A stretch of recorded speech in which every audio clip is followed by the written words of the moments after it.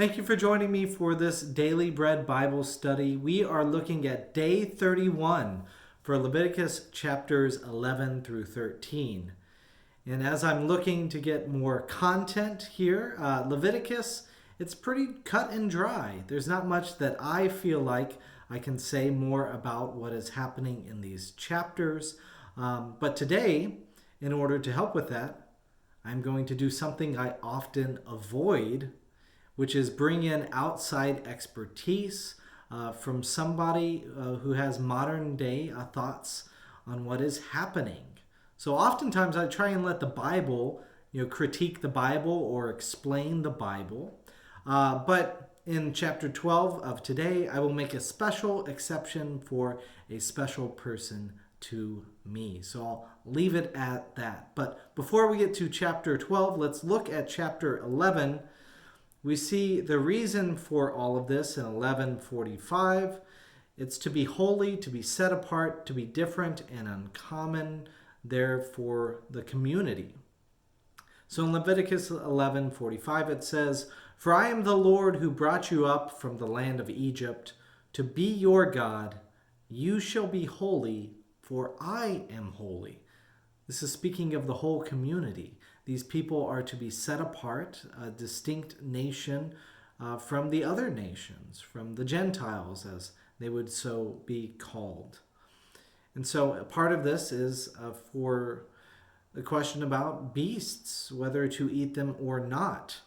In Leviticus 11, verse 3, it says, "Any animal that has divided hooves and is cleft-footed and chews the cud, such you may eat." These clean type of animals would be split hooves, cleft hooves, and chews the cud. And the clean also would include aquatic animals with fins and scales. That leaves out the following animals. So no camels, rock badgers, rabbits, or pigs. All of these will be ritually unclean. No to many birds of prey and vultures. No to owls, no to cranes, no to bats. No to most insects, though locusts, grasshoppers, and crickets are okay. And no to many of the reptiles, including snakes. It makes sense that a lot of these things could be have historically been associated with diseases, and especially like locusts, crickets, and grasshoppers makes me think of insects that are a little bit more raised up off the ground. Snakes travel on their belly as well too, so it makes sense that they would not be considered there. Birds of prey and vultures, deal with dead things often, and the boundaries around life and death are very important to keep in touch. And then bats, oftentimes can be associated with blood as well too. There is unclean spread from carcasses, and saying that whatever it touches will be defiled. There's purity cloth with water, and water becomes undrinkable. You can break the oven and you break the earthen vessel that the water was contained in. So all of these very important ways to try and keep things, keep things being able to be functionally clean as far as ritually unclean as well too. Describes some clean and unclean seeds in verse 37, verse 38, which is a little confusing to me. And anyways, talks about a period of defilement. Oftentimes it will be until evening. Now, as I mentioned in Leviticus chapter 12, I would like to call in an expert here. And this is dealing with about women giving birth. It says that males are born, they are unclean for 7 days and purified 33 days. Females, you will be unclean for 14 days and purified double that, which is 66 days. You offer a lamb less than a year for a burnt offering, and a bird for sin offering to make atonement on her behalf, in verse 7. So the expert I'd like to call in is one who is near and dear to me. It's my mom. Marilyn Sue Kiki Ulrich.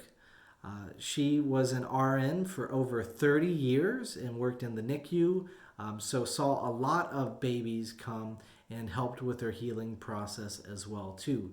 I consider her an expert in her field and has a lot of information and insight about newborn babies. So pulling her expertise, and because I think it's really helpful here, thank you, Mom, in advance for your quote that you gave for this Bible study. So she says, I do not remember the discussion except that I noted that 7 plus 33 is 40, and 14 plus 66 is 80, and 40 days seems symbolic several times in the Bible. Also, menstrual cycles are about 40 days. Of course, if breastfeeding, mom will not be having periods and probably will not get pregnant. Most mothers have a heavy vaginal flow for a week after delivery. And in the time when there are no antibiotics, etc., it was a wise idea to separate moms and others who could possibly infect them. I can remember when hospitals only allowed moms and dads in mothers' rooms with the newborns. Newborns were returned to the nursery if the mother had visitors. If the mother has vaginal tears during delivery, the tears need time to heal and remain clean to prevent infection. In my early years of nursing, mothers were told not to have sex for 4 to 6 weeks after delivery. Some of the commentary that I read state the art of that time, state of art at the time. It was thought that the baby girls were smaller and weaker than boys, therefore needed a longer quote-unquote recovery period after birth. And today we realize that premature baby girls have better outcomes than premature baby boys. I also read that males were cherished more than because they were boys, so baby girls stayed with mothers longer to create a stronger bond. I think that since females are the sex that reproduces, a longer time with mother ensured their survival and therefore the possibility of production of more offspring. Males, in that sense, were not as important. One male can have many wives to reproduce offsprings. What I do know is that, and think is that it is really cool, it is not until the 8th day of life that the human clotting factor is high enough to prevent the baby from bleeding to death after being circumcised. So isn't God smart, she says. Today we give newborns vitamin K shortly after birth to increase their clotting factor. Mom, you got a lot of insight. You know what you're doing in your area of expertise. Thank you for equipping me to be able to focus a little bit on the Bible and give more insight and expertise to my area of study. So thank you. In Leviticus chapter 13, we'll just kind of close with the discussion on leprosy. The leprosy determination goes into much detail, a lot of which I'm not really excited to go into. It often deals with the color of the hair on the skin.